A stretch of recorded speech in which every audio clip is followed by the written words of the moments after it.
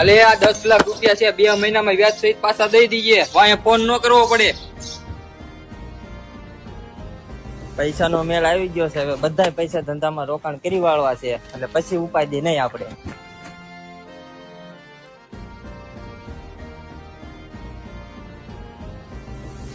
આ 2 ની બદલે 4 મહિના ત્યાં તારે પૈસા કેદી દેવાના છે?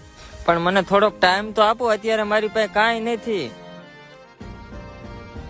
અરે યાર, પૈસાનો મેળ થયો નથી. નાના ફોન ઉપર ફોન આવે છે, હવે હું જવાબ દેવો? આ 2 ની બદલે 6 મહિના થયા, પૈસા દેવો ને કે હાથ પગ ભાંગી નાખું.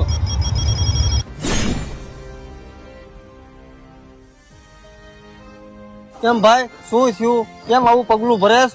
શું વાત કરવી તમને, વ્યાજમાં પૈસા લઈને ધંધામાં રોકાણ કર્યું, ધંધામાં અત્યારે પૂરેપૂરી નુકસાની ગઈ છે, અને પૈસા વાળાના ફોન ઉપર